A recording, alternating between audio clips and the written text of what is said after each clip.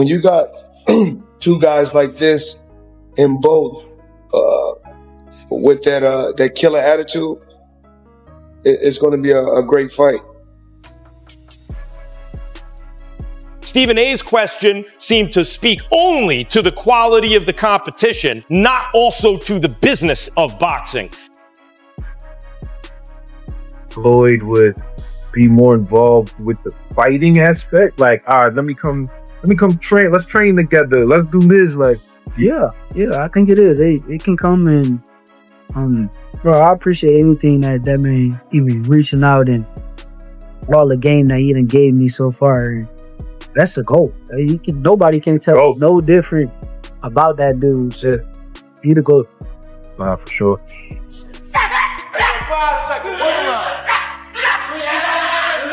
Floyd Mayweather and Max Kellerman discuss a potential matchup between Shakur Stevenson and Devin Haney, highlighting Shakur's skills and describing him as a fighter with the ability to become a future undisputed champion. Fans with lots of thrills through the years, excellent top fighter, but not a guy who someone looked at, like you say, maybe Tank has the potential to be number one. Floyd explains that boxing is full of exciting potential matchups, but true progress only happens through proper negotiations and professional agreements. And I talked about this the other day as far as so many belts, so many champions, but if we can sit down and come to the table. Max Kellerman breaks down the matchup thoughtfully and describes it as a strategic business decision that could bring in huge pay-per-view numbers. Following him.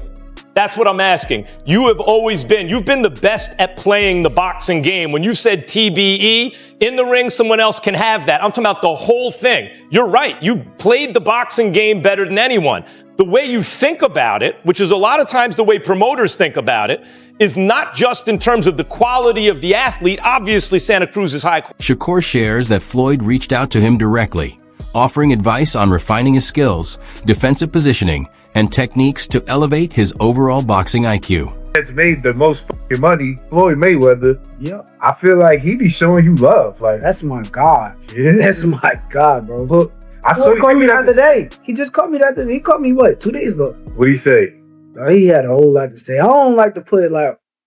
I give me a little something. You ain't got to say the whole shit, but it's Floyd, nigga. You know niggas, he's an idol, Floyd. One thing he was just saying he don't think that I should be the B side of this. But his upcoming fight. And he think I should be the A side. And he really felt strongly about it, but no, it is what it is, bro. I appreciate Floyd. That's my God. I wouldn't even never say nothing bad about Floyd. Yeah. But also, bro, A, B, C, D, E. Put me in that ring with that nigga, gang. Whatever. Put me in the ring, bro, and I'm ready to show who I am, bro. So yeah. Many feel Shakur should stop delaying and take on Devin Haney right away, testing himself against top-level opposition with no room for excuses. If Shakur Stevenson want to keep that momentum and daring to be great, enhancing his greatness, we all know he's motivated and inspired by his mentor, Terrence Bud Crawford, that his next fight should be versus Devin the Dream Haney, moving up to the 147-pound division, because with that victory, it will become a 5-division world champion, 3-division lineal champion, because I'm sure that Turkey Al Sheikh Ring will put that fight, will put the ring belt on the line, because I believe that Devin Haney is probably the best welterweight at the moment. He'll accomplish all of that by the age of 29. 5-division world champion, 3-division lineal champion. Come on now. Hey, Shakur Stevenson, you the WBO champion, 140-pound division. You could easily petition the WBO to make you the immediate mandatory to Devin the Dream Haney. I think that's the best fight right there. Let me know what y'all think. Roy Jones Jr. compliments Shakur's footwork, speed, and tactical approach, noting that his intelligent movement and game planning set him apart from the rest. Just to try to piss Shakur off so that maybe Shakur would come out and try to land a big shot on him. He knew that was his only chance. And I knew that was his only chance. So if Shakur came out and went right at him like that, that would have gave him a chance to try to land something big and lucky. Other than that, he's never had the feet to keep up with to keep up with Shakur. Because Shakur has some of the best feet in the game. And people don't understand that. What makes it so hard is that his foot game is so on point that he can make you miss this much. Because now, used to be he would jump way back. Now he's not doing that anymore. Now he's just stepping back just enough to make you miss so he can get what he wants after you miss. That makes him highly dangerous.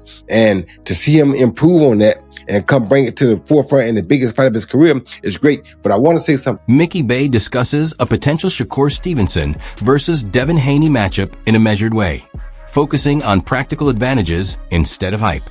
He says Devin could move up in weight smoothly and handle the spotlight with confidence, as his experience has already prepared him for major moments. Bey notes that size is the main question Devin might face, since Shakur is naturally smaller, but very fast and precise with his timing.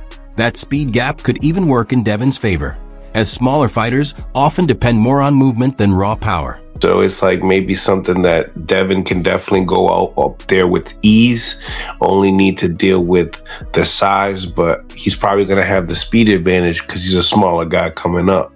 So, I mean, you tell me, do you feel like that's going to be harder than the Lomachenko fight? No. I think Loma probably be his hardest top 2 or 3 fights in his whole career. I could predict that even going to the end, to say if Devin fight 8, 9, 10 more years, that'd be one of his top 2 or 3 hardest fights because the age that he fought him. Loma was at his very peak. He was at his peak. He was older. He was right there at his top peak. When evaluating opponents, Bey thinks the Lomachenko fight was significantly tougher than a potential bout with Stevenson. He points out that Lomachenko faced Devin at his prime, with top-tier skills and veteran instincts, making it one of the hardest nights in Devin's career. In comparison, he believes Shakur would pose challenges, but not with the same intensity or physical maturity. Bey also notes that Devin recently fought at lightweight, so the size difference shouldn't be too daunting. Most importantly, he respects Devin's mindset, describing him as a fighter who pursues greatness and embraces high-risk fights without hesitation. Bey adds that Bill Haney asked for his take on the matchup, and he fully supported making it happen.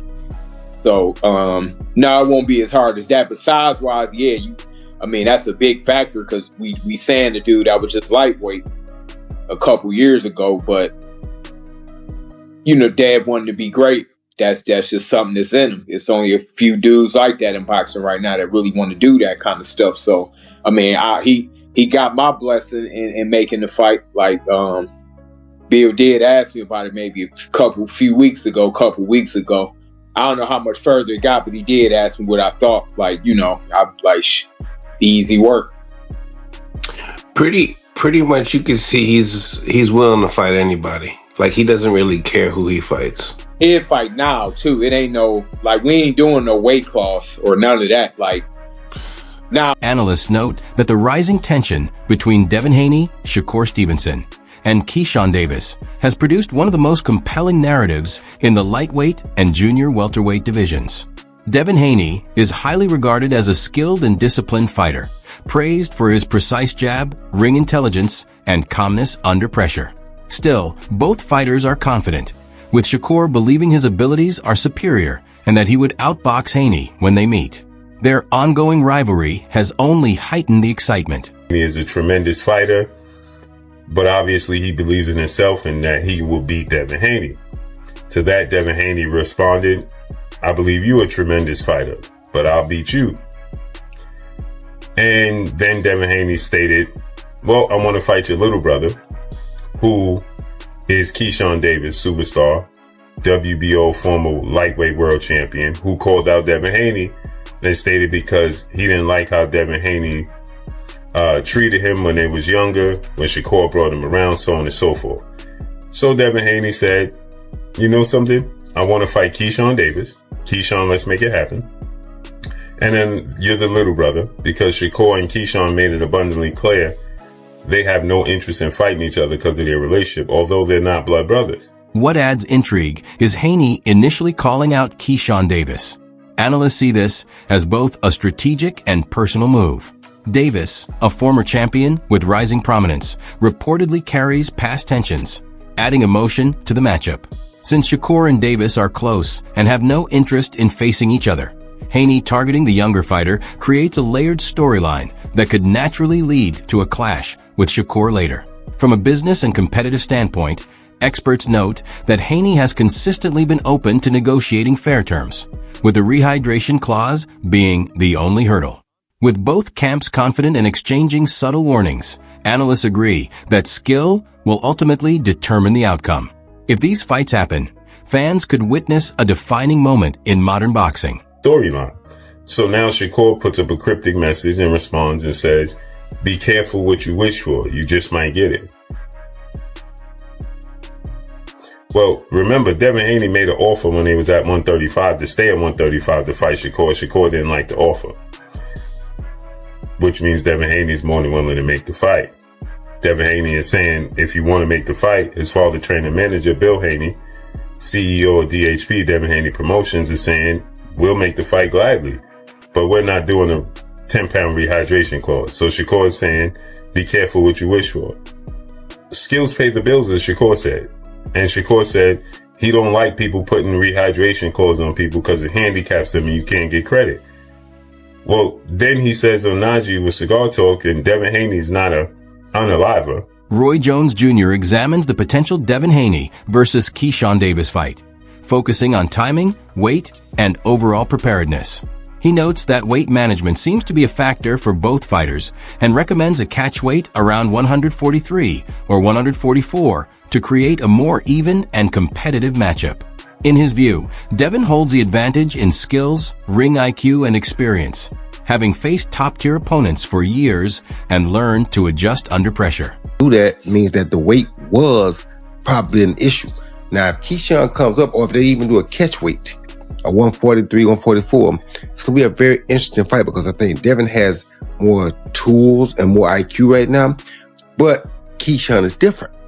So when you got a guy that's different, and that's why I also said that he's not just back, he's different. You understand me? So when you got a guy that has that intangibleness about him, where he can be a different guy when it's time to be a different guy, you can never count him out. However, if I were pushing Keyshawn, I would have another fight or two before I fight Devin, just for experience purposes. And if I was Devin, I would try to jump on it right now before he gets those couple fights, because the more experience he gets, the harder he's going to become to beat. Yeah, that's going to be a tough fight, for Keyshawn Davis. And I think in many respects, Devin Haney too. You can't take Keyshawn Davis light. He can. However, Roy points out that Keyshawn offers something different and unpredictable, beyond what statistics can capture. He describes Keyshawn as a fighter with unique intangibles, capable of suddenly changing rhythm, energy, and style when needed, making him dangerous even against a seasoned champion like Devin. Roy stresses that no opponent should underestimate a talent like his. Strategically, he recommends patience for Keyshawn, suggesting 1 or 2 more fights to gain experience before taking on such a high-risk challenge. At the same time, he advises Devin to move quickly if interested, as more experience will only make Keyshawn tougher to beat. Ultimately, Roy sees it as a challenging fight for both, one with the potential to elevate careers and demonstrate true greatness. Difference is a concern, and it's a fair question. Is he ready now? Is he ready a fight or two from now? But that's the fight, really. If you really want to scream, I'm back. That's the type of fight that you want, because obviously it's in the Turkey Al-Sheikh universe, and that's a fight that's going to get made. You're going to make a career high payday. But if you are able to beat Devin Haney, brother, when I say the sky's the limit, the sky is the limit. But that ain't going to be no easy pickings for both guys. The weight is a concern, but I would love. Shakur Stevenson is widely regarded as one of boxing's most technically skilled fighters today, and the possibility of him facing Conor Bennett has analysts intrigued, even though the bout isn't confirmed. Observers note that Shakur often appears to perform with ease against previous opponents, as if he isn't using his full potential. In several fights, he seems to operate in second or third gear, anticipating punches with remarkable accuracy and predicting his opponent's actions. This high level of awareness makes him extremely difficult to challenge, as he can neutralize attacks before they fully materialize. There's no way that was Shakur Stevenson fighting at 100%. He was in second, third, maybe. He wasn't flat out pedal to the metal trying to get this guy out of there. That was him fighting comfortably. Which begs the question why Conor Ben is like, yeah, make the fight next, make it next. I'm like, are you sure? And look, I'm trying to rack my brains as to think as to what kind of fighter could give Shakur Stevenson problems. For one, I think Shakur really judges the way people throw punches unbelievably well. Every little twitch he is absolutely like aware of, and he's predicting your every second in that fight. So you got to be unpredictable, right? You got to feint a lot. Now, Conor Ben does feint a lot. To be fair, he did a lot of that against Chris Eubank Jr. I thought Teofimo Lopez headhunted too much, and he didn't have a lot of power on his body shots when he did throw them. So I think you got to mix the shots up. You got to have good body punches. You got to put power. Conor Bennett, on the other hand, offers a distinct challenge. Analysts suggest he has qualities that could test Shakur in ways previous opponents haven't. His power, especially in body shots, combined with effective feinting, may force Shakur to make adjustments. Unlike fighters such as Teofimo Lopez, who lacked the tools to counter Shakur's speed and technical ability, Bennett's blend of power, unpredictability, and tactical movement could create opportunities. Comparisons to Ryan Garcia further illustrate the complexities of matchmaking in this division. While Garcia has shown moments of dominance, his inconsistency raises questions about the best strategy for both fighters. Overall, analysts agree that Shakur's skill level demands opponents who are not only strong, but also strategically inventive to pose a genuine threat. Too strong for him, he wasn't too quick for me. When someone's that technically gifted, you're going to need something to equalize it. You could argue Conor Ben is going to hit harder than Shakur Stevenson. I think that stands to reason. He does. So maybe, and I'm just, before people think that this is what I think is going to be the reason for why Conor Ben wins the fight, just calm down in the comments before you get on my case. But I'm just trying to like go there and think, what are you saying? Because right now, most fighters should be saying, I'm gonna stay the fuck away from Shakur Stevenson. But let's take a look at Ryan Garcia as a potential opponent for Conor Ben and figure out which direction he really should go in here. Obviously, we all remember the Devin Haney fight where he rocked Devin Haney constantly throughout that fight. But the fight after that was a million miles away from that performance. I honestly don't know what the was up with Ryan Garcia in this fight. He was tentative. He got dropped in the second. Boxing analysts and insiders have commented on Shakur Stevenson's situation following the loss of his WBC 135-pound title, emphasizing both his outstanding skills and his drive for unification fights. Stevenson has repeatedly demonstrated an impressive ability to read opponents, anticipate punches, and dictate the pace of bouts. Observers note that even in his more relaxed performances, he fights with precision, seldom needing to operate at full intensity. This level of mastery makes him a highly desirable opponent for anyone looking to make a mark in the division. Big fights, and this could be the final hurdle to a big fight, but this is a big hurdle. Telling you, remember I said it, this is a big, I might even do a separate video on this, because again, I think a lot of people maybe don't know, Figueroa has come from boxing stock. This guy's been doing it a while. He's not damaged goods. And again, he's only lost to Stephen Fulton. Do you know what I mean? And look at some of the names I read off that he's beaten. Experienced names, guys that have fought other guys that were good fights. It's not easy. All right, Shakur Stevenson, blast WBC and responds to being stripped of a 135-pound title. This is a bit wild. It's a bit wild. And the reason it's a bit wild, so many different reasons actually, but one of the biggest reasons is that Shakur's always said, I want to go up to fight Teo, but I want to come back down to 135. So basically, he's almost telling the WBC, let me go up there, I will come back down. The WBC's decision to strip Stevenson of his title has sparked debate, as he had clearly planned to move up in weight for bigger challenges, while intending to return to 135 pounds. The organization, citing Rule 7.3, required him to pay a 50% sanctioning fee even when the belt wasn't at stake, a move many see as unreasonable. Analysts note that this bureaucratic stance conflicts with Stevenson's pursuit of high-profile fights, creating tension between the fighter and the sanctioning body. Despite the controversy, Stevenson remains focused on significant matchups. Names like Josh Kelly, Ryan Garcia, Devin Haney, and Rolly Romero have been floated as potential opponents, highlighting his ambition for unification and career-defining bouts. Experts agree that his combination of skill and strategic fight planning keeps him among boxing's elite. What the WBC are going through right now, and this battle with Zuffa, where, you know, they've got some real big players and power over there, and they're saying F the belts, and WBC are fighting, saying no, the belts mean stuff. The last thing you want to do is have a public spat, a public back and forth with one of the biggest names in boxing right now. Now, Shakur Stevenson is one of the biggest names in boxing. And the thing about Shakur as well, you piss him off, this guy will go straight to social media and make it known that he's pissed off. And that's what he's done. He's made it known what the WBC are wanting, or wanted for him, or from him, sorry, which was $100,000. Now, a lot of you might say, well, one second, his last fight wasn't for the WBC, it was for the WBO and the ring title. Why did the WBC want any money from him? The WBC have a clause, I think it's either 7.3 or 7.4, yeah, where even if you do not fight for the WBC belt, if you're a champion of their belt, i.e. which Shakur Stevenson was, you have to pay 50% of the sanctioning fee as though the WBC belt was. That wraps up today's video. Stay tuned for more and see you next time.